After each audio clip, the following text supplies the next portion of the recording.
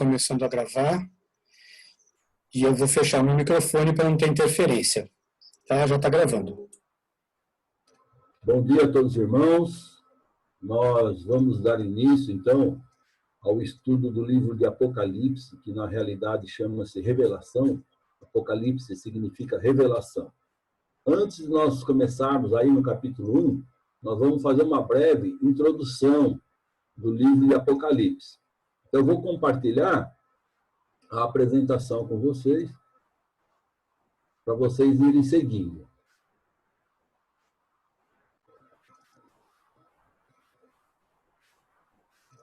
Então, como eu falei para vocês, nós vamos estudar o livro de Apocalipse ou Revelação. Então, vamos fazer uma pequena introdução dos aspectos do livro. A autoria do livro de Apocalipse é do próprio Senhor Jesus Cristo. Isso nós podemos ver no livro de Apocalipse, no capítulo 1, logo no primeiro capítulo, versículo 1, item A. Diz o seguinte: revelação de Jesus Cristo, que Deus lhe deu para mostrar aos seus servos o que em breve há de acontecer. Então, nós vemos claramente que o autor do livro é o próprio Senhor Jesus Cristo. E o escritor do livro? Também temos uma referência para ele. O escritor é o apóstolo João, que se identificou como sendo o servo de Cristo. Nós vemos isso aí em Apocalipse, no capítulo 1 mesmo, na parte B, e o versículo 2. E diz o seguinte: ele enviou o seu anjo para torná-la conhecida ao seu servo João, que dá testemunho de tudo que viu, isto é, a palavra de Deus e o testemunho de Jesus Cristo. Então, nós vemos aqui quem escreveu o livro, o apóstolo João. Quem é o autor do livro? O próprio Senhor Jesus Cristo. Desde o início da igreja, os líderes da igreja primitiva têm aceito, como sendo escritor do livro de Apocalipse, o apóstolo João. Entre esses líderes, nós temos Papias, Justino Mártir e Irineu. Então, essas pessoas são líderes da igreja primitiva que escreveram livros a respeito da igreja primitiva e consideram o apóstolo João como sendo o escritor do livro.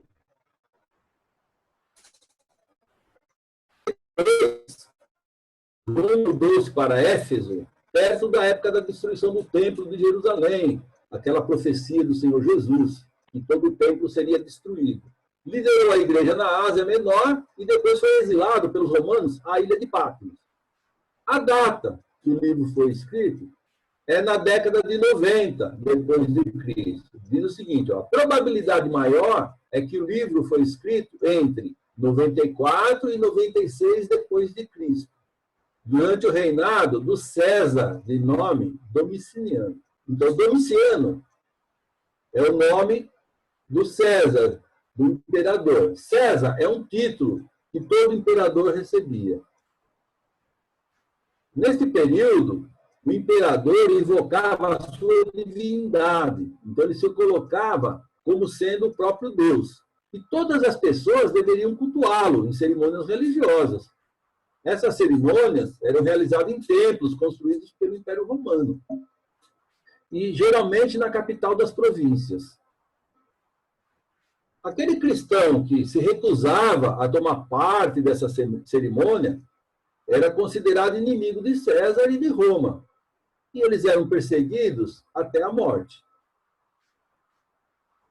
Como que ele fazia para identificar quem cultuava ele ou não? Ele estabeleceu que era necessário colocar uma pitada de incenso no altar.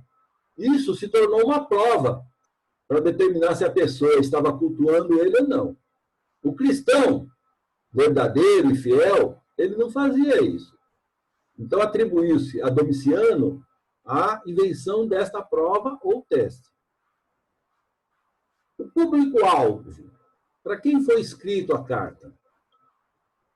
Apocalipse foi endereçado a 7 igrejas da Ásia.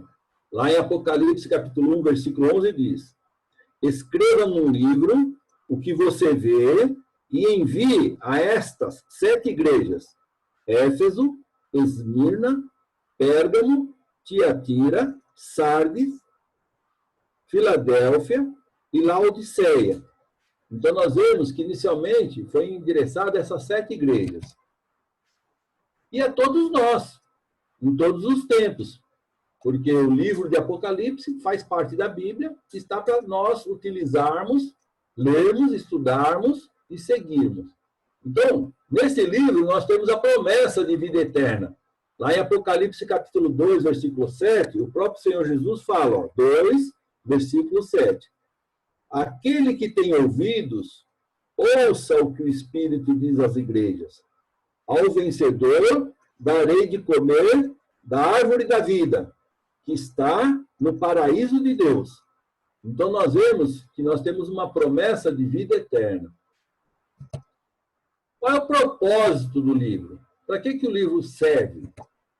Infundir esperança.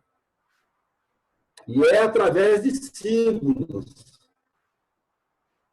E foi direcionado aos crentes que sofriam grande perseguição, com o propósito de infundir esperança, relembrando-os sobre o reino eterno com Deus, que seria estabelecida com a segunda vinda de Cristo. Ao passo que os reinos humanos, caracterizados pela cobiça, pelo poder a qualquer custo, seriam reduzidos a nada.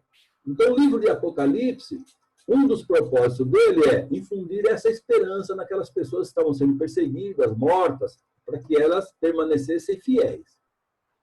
Então, exortar a perseverança nos dias atuais também para nós e mostrar que, independente de qualquer adversidade que nós possamos passar, Deus ainda está no comando. Então, esses 2 propósitos são os propósitos principais da carta, né? Nos dá força para passar pelas tribulações e ser perseverantes e fiéis. Estar convictos de que Deus está no comando e que nós temos a vida eterna. Quais são os símbolos usados? Primeiro, o que é símbolo? A palavra símbolo refere-se a 2 conceitos. Um tangível, real, e o outro intangível, invisível, que são lançados juntos para comunicar um conceito. O dicionário define símbolo como sendo algo que representa outra coisa por associação, lembrança ou convenção, especialmente um objeto material usado para representar algo invisível. Então, no livro de Apocalipse, nós vamos encontrar muitos símbolos. E o símbolo é a própria mensagem. Nós vamos estar vendo isso. Então, o livro de Apocalipse está repleto de símbolos. Mas nem tudo em Apocalipse são símbolos. Quando, em Apocalipse 1:4, menciona João, a referência é uma pessoa real. Então, se nós pegarmos aí no capítulo 1, versículo 4, logo no início diz, João, as 7 igrejas da província da Ásia. Então, esse João é o apóstolo João. Não é um símbolo. Os símbolos devem ser interpretados figuradamente. Toda vez que nós vemos um símbolo, a interpretação é figurada. Exemplos. O próprio Senhor Jesus nos deu um exemplo. Lá em Lucas 13:32, ele chamou Herodes de raposa. Tá certo? Então ele disse, vamos dizer àquela raposa, expulsarei demônios e curarei o povo hoje e amanhã. E no 3º dia estarei pronto. Então, quando Jesus falou, vão dizer àquela raposa, ele não estava se referindo ou dizendo que Herodes era a raposa. Mas ele estava, através do símbolo da raposa, dizendo, Herodes é uma pessoa astuta, maliciosa. Esse é o propósito do símbolo. Apocalipse 1:12 coloca a igreja como sendo um candelabro, um candeeiro. É um símbolo dado à igreja, uma referência que é usada para caracterizar a igreja. 4 tipos de símbolos são os mais utilizados em Apocalipse. Quais são esses símbolos? Numérico, números usados simbolicamente, simbolismo do Antigo Testamento, nós vamos encontrar muita referência do Antigo Testamento, símbolos baseados no contexto histórico da época e símbolos que se encontram unicamente em Apocalipse. Números usados simbolicamente em Apocalipse. Nós temos alguns números que são usados simbolicamente em Apocalipse. O número 1 é uma unidade, só 1. O número 2, 1 mais 1, fortalecido. Toda vez que vem o número 2, é um fortalecimento. Número 3, um número importantíssimo, é o número da divindade. Tá? É o número 3, perfeição, divindade. 3,5, metade de 7. Não completude. Não completitude, desculpa. Um tempo, tempos e metade de um tempo. Corresponde a 3 anos e meio de tribulação. O que implica isso? Esperança no futuro. Não é o número 7 inteiro, perfeito. É metade do número 7. Então, é um período de tempo que irá passar. 4, o numeral da criação. É o número cósmico, a humanidade. 5, metade de 10. Força limitada. 6, é o número 7 menos 1. Corresponde à imperfeição, mal, fraude, fracasso final. Ou seja, quando nós vemos em Apocalipse uma referência ao número 6, é um fracasso. É algo que vai fracassar, não vai dar certo. É um fracasso final. 7 é o 3 mais 4. Perfeição. Completitude. Inteireza sagrada. É o número perfeito. Então, toda vez que nós vemos uma referência ao número 7, está falando da perfeição divina. Lembre-se, 3 é a divindade, é a trindade. 4 é a criação de Deus, é o universo, é o todo. Se você agrupa 3 e 4, você tem a perfeição divina com a perfeição do cosmos, da criação de Deus. 10, completitude humana, plenitude ou poder. 12, 3 vezes 4, completitude religiosa. 24, 2 vezes 12, completitude religiosa intensificada. 144, 12 vezes 12, completitude da completitude religiosa. 666, esse número é muito debatido. É imperfeição, mal, fraude e fracasso intensificados. Então, quando fala, lá em Apocalipse, a referência ao número 666, está falando que ali vai ser fracassado mesmo, vai ser um fracasso total, intensificado. 144 mil, 144 vezes 1000, completitude intensificada. Completitude, qualidade ou condição do que é completo. Então, toda vez que nós falamos completitude, é qualidade ou condição do que é completo. Esses são símbolos utilizados no livro de Apocalipse. Aqui nós temos o crédito, que são dados, né? A verdade para hoje, estudos da Bíblia, net.net. Muito obrigado pela atenção. Vamos ter a oração de encerramento agora. Querido amado Pai, nós agradecemos, Senhor, pela oportunidade que temos de estudar a sua palavra, de compreender, Senhor, o que está escrito e o sentido que isso tem que ter em nossas vidas, Senhor.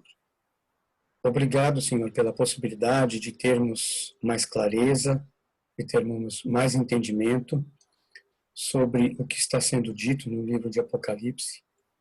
Pedimos que esse estudo alcance o máximo de pessoas, que o máximo de pessoas possa compreender, Senhor, o sentido exato do que está escrito. Nós agradecemos por isso e pedimos que esteja conosco em todos os dias de estudo, que esse estudo possibilite mais conhecimento, não sabedoria, Senhor, porque sabedoria é uma coisa que vem de Ti, mas entendimento da Tua sabedoria. Nós agradecemos por tudo que o Senhor tem nos dado neste período difícil, agradecemos pela oportunidade que temos de estar reunidos para poder estudar a Sua palavra. Em nome do Seu Filho amado Jesus, que morreu por nós na cruz, que pedimos e agradecemos. Amém.